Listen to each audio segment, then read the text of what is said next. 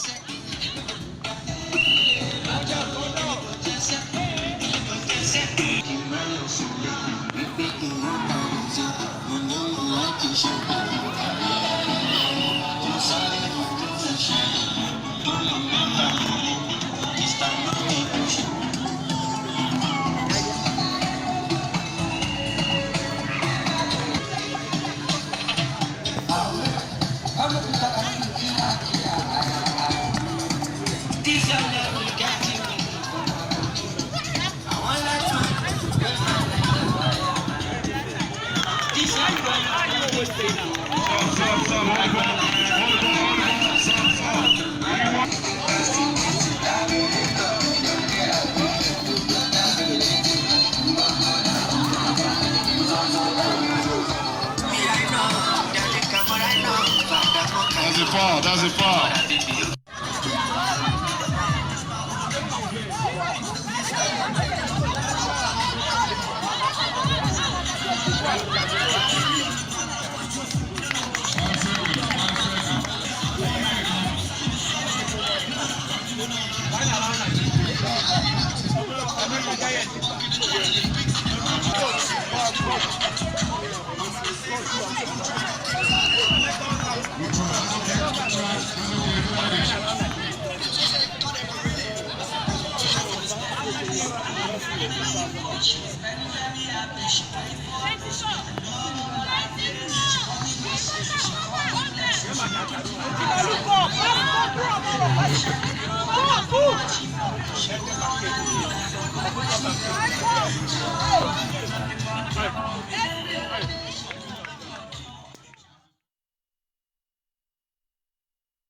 That was from the elite basketball camp in Onitsha, organized by Jordan Nwora Foundation, and it was on Tuesday out there.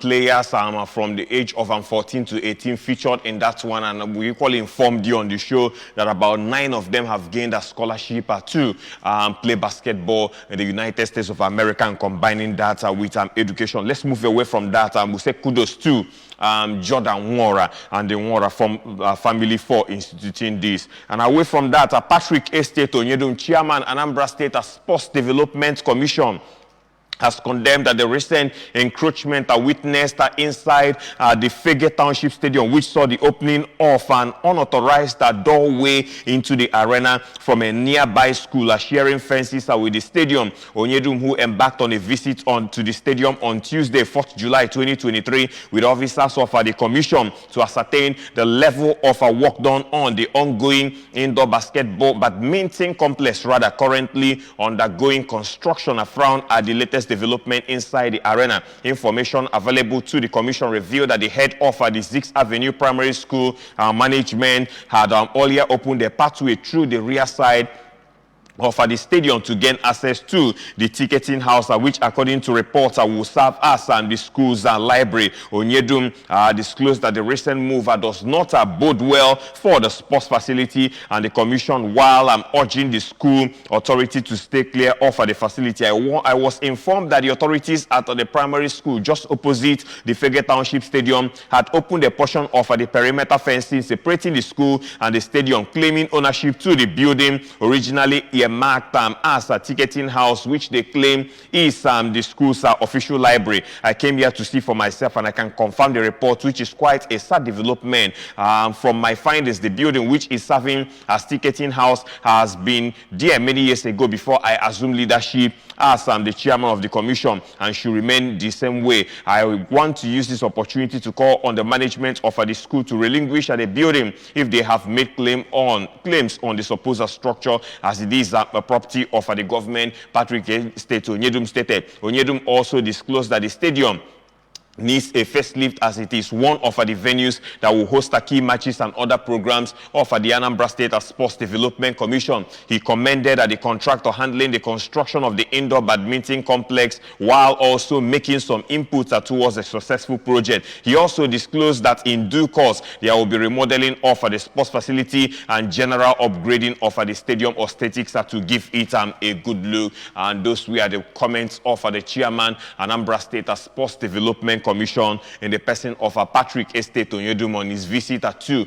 the Fege Township Stadium out there in Onitsha South LG, and it was on Tuesday. Away from that, let's go to Enugu. Let's talk about the Flying Antelopes. Yesterday, Oka City Stadium will bubble again, but that will be in the month of August towards the ending when the Nigeria Professional Football League 2023-2024 season kicks off. But the news is that Rangers International, they have a new manager known as Fidelis Ilechukwu, former manager of MFM and then Abia Warriors. Rangers International FC of Enugu, the Flying Antelopes, has officially engaged and unveiled that coach Fidelis Ilechukwu as the club's technical advisor to take the place of coach Abdul Maikaba, who did not wish to renegotiate his contract after it elapsed at the end of the 2022-2023 football season. The brief but a colorful ceremony happened at the club's corporate office at GRA Enugu, and that was on Wednesday, July 5th, 2023, with hot of a sporting press around to see the event, which had the club's living legend, Chairman Chief Christian Chukwu, MFR, the technical director of the club, Enugu State FA Chairman Honorable Tony Ugu, who was ably represented by a board member of the association, Foster Chime, National Chairman of Rangers Football Club Supporters Club, Dr. Oji Ilo Akazi, and many other critical stakeholders of the club. And after putting pen to paper and being presented with the club's replica jerseys, coach Ilechukwu, who was exuding a lot of confidence, said, "I must first give thanks to the government of Enugu State, the management of Rangers International FC supporters, and the media, who are very important in this business." Ilechukwu stated, "I am so happy to be here, as I am very positive about making things work here and getting the needed result to take Rangers International to the next to the level it rightly belongs in the 2 years I have assigned," stated Fidelis Ilechukwu, while introducing the former MFM, FC, Heartland, and Plateau United gaffer. The administrative secretary of the club, Barrister Ferdinand Uguarua, stated, "I really want to appreciate God for making this event a reality, just as we owe a lot to the sport-loving governor of Enugu State, His Excellency Barrister Peter Mba, the executive governor, for graciously approving this event, as well as all critical stakeholders that came out for this event of assigning and unveiling our new technical advisor, coach Fidelis Ilechukwu. This young coach has all it takes to improve his curriculum vitae, and we are solidly behind him to lead us to countless triumphs on the domestic scene for us to have a shot at the continent again," he said. After our last coach, Abdul Maikaba, failed to renew his contract at the end of last season, we quickly went ahead with our program by going out in search of a perfect replacement, which we found in coach Fidelis Ilechukwu, and today we'll present him to the sporting media and other stakeholders, as we believe that he has what it takes to lead the Flying Antelopes to high place where the club rightly belongs, Uguarua stated. After the activities at the corporate office of the club, the coach was taken to see the players camp, where the gymnasium, sick bay, and other facilities are located, and he was thrilled with what he saw on ground out there at the camp of our Rangers International. So right now, the technical advisor Rangers has a new one in the mode of coach Fidelis Ilechukwu, the Nnewi-born coach, is now back home, this time around in Enugu, to see if he can change the fortunes of our Rangers International, the Flying Antelopes. Abdul Maikaba, his contract not renewed. He decided to leave on mutual consent, and right now, a new coach, Fidelis Ilechukwu, is now here. Experience has handled the Plateau United, Heartland FC, and MFM, and we're good, and we will be seeing Fidelis Ilechukwu on the dugout of Rangers International when the 2023-2024 Nigeria Professional Football League kicks off in the month of August. Elsewhere, Heartland FC have staged a return to the Nigeria Premier Football League, barely a season in the second tier of football in the country. The Nazi Millionaires defeated Sporting Lagos by 2-1 He was at the Stephen Keshi Stadium at Sabah to move to the top of the Southern Conference with 7 points from 3 games and thus within 1 game of ending the season unbeaten. It was the Lagos team that drew the first blood in the 15th minute of a beautiful caller from Carlo Chukwu Emeka, but Heartland FC equalized in the 36th minute through Francis Erikan. Heartland FC threw everything at Sporting Lagos in the second half, and their persistence was rewarded with the winning goal in the 71st minute through Chidebere Ajoko Saklencha. Heartland FC tossed atop the group with 7 points from 3 games, while Sporting Lagos came in second with 6 points. The Sai Masugida edged them on superior goal difference despite losing their third group game 1-0 to Castina United. Heartland FC will confront Kano Pillars in the NNL Super 8 playoff final today to determine the champions of the division. So it is being confirmed now. Heartland FC, Castina United,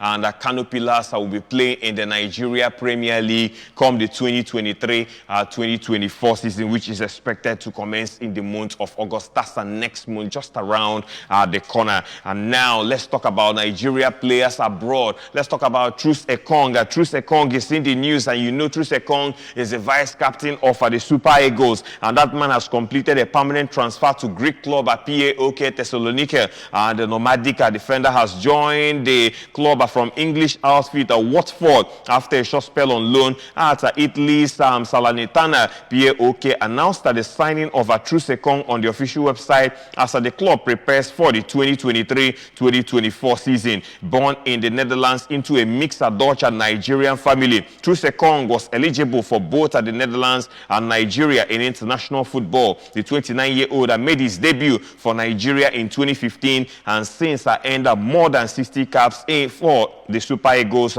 colors. He has played for FC Groningen, Hudson, Dordrecht, KAA Gent, and Bursaspor, as well as Udinese in the Italian Serie B. And moving on the show, still talking about another Nigerian. This one, quite an unknown Nigeria. His name is Derek Abu, and that man has completed his permanent transfer to the Saints Southampton from Chelsea FC. The 19-year-old becomes the third Nigerian on the books of the Saints to the Saints as he joined the likes of Paul Onuachu and Joe Aribo. Southampton, who were relegated from the Premier League to the Championship at the end of the 2022-2023 season, have signed Abu on a 2-year deal, and the German-born right-back expressed his delight after agreeing terms for the next chapter of his career. Abu is eligible to represent England, Germany, and Nigeria at the international level, and he has 2 caps for England's under-17 side. In 2019, he reportedly made himself available to represent Nigeria at youth international level, and that's the story of that Nigerian by name Derek Abu, and he has moved from Chelsea and he will now play for the Saints Southampton Football Club, who will play in the Championship. He joins the likes of Paul Onuachu and Joe Aribo, and 3 Nigerians now confirmed to play for Southampton next season in the Championship. Ghana star Kevin Prince Boateng is considering retiring from professional football after leaving Hertha Berlin in the German Bundesliga. The experienced attacking midfielder's contract with Hertha expires at the end of June, or rather expired at the end of June 2023.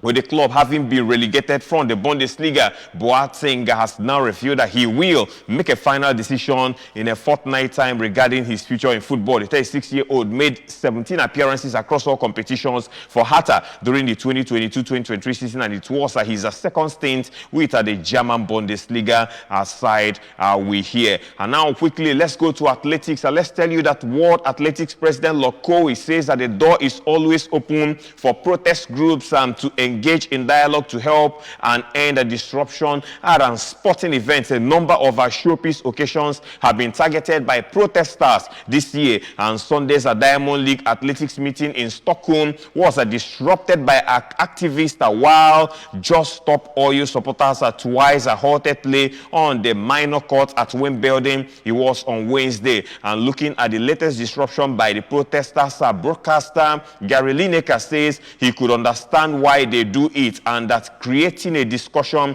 about environmental issues was important. Wednesday's incident at Wimbledon saw a man and a woman run onto the court at 18 during the match between Grigor Dimitrov and Shoshima Bukruro, throwing confetti and jigsaw pieces on to the grass, and the man sat down on the grass court before he was removed by stewards. And still talking tennis, Andy Murray dazzled under the Wimbledon lights again as he left a Greek fifth seed Stefanos Tsitsipas in a center court trailer, stopped by 23 hours at BST curfew. And Britain's Murray is ranked at 40th, but showed his pedigree on the SW19 grass to lead 6-7, 7-6, 6-4. Murray, who has regularly played late in recent years, and Tsitsipas will resume a captivating contest later today, being Friday, a moment after 36-year-old Murray had wrapped up at the third set. A tournament referee Gary Armstrong that walked onto the court and discussed a stopping play for the night with each player. Murray, who screamed out as he fell just before serving out for the lead, signaled to his team the match was being cut short, while the 24-year-old Tsitsipas quickly packed his bags, and the pair will return to the center court after Spanish top seed Carlos Alcaraz plays Francis Alexander Muller in the first match, which starts at 13:30 hours local time out there in the United Kingdom. And before we go, lastly, on the sports show, let's talk about football. Granit Xhaka has left Arsenal to join a German side, Bayer Leverkusen, in a deal worth 25 million euros. According to report, the Switzerland midfielder, 30 years of age, has signed a 5-year deal with the Bundesliga club. Granit Xhaka, who joined the Gunners in 2016 and was briefly captain in 2019,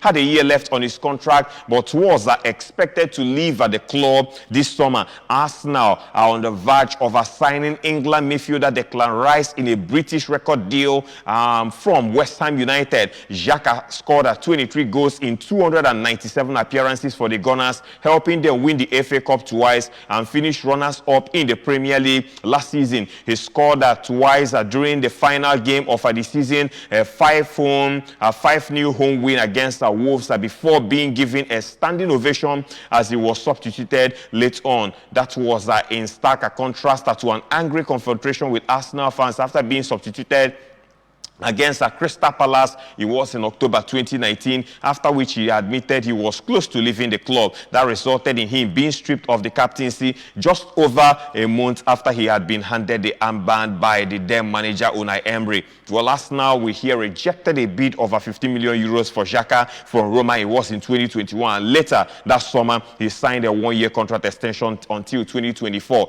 And Xhaka previously spent 4 years playing in the Bundesliga for Borussia Mönchengladbach, who he left to join the Gunners for a reported £35 million deal, and that was in 2016. And then it was Arsene Wenger that brought in him. But right now, Xhaka has gone back to Germany and he will play for Bayer Leverkusen. Maybe towards the twilight of his career, see if he can wind off his career there. On that note, that's about the size of the show this morning. Sports Today on ABS TV. Thank you so much for being here from the entire team. My name is Ike Nwokere. The weekend is coming. Have a lovely weekend. Keep sporting.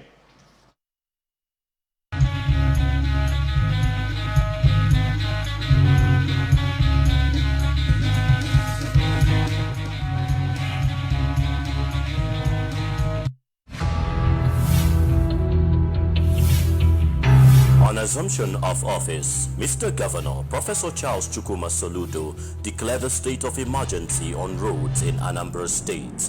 He has since turned the entire state into a construction site. Within 10 months in office, over 270 kilometers of road have been flagged off and contractors paid 30 to 50% upfront. More roads are also being constructed and they will be done with tax money. Please join hands with Mr. Governor to give us more smooth, slicky roads in Anambra State. Remember, better soup na money killer. Nnukwu ano kpata nnukwu nkwụ, obele ano akpata obele nkwụ. Please pay your tax as at when due. Maka Odimma, Anambra State. This message is from Anambra Broadcasting Service, ABS.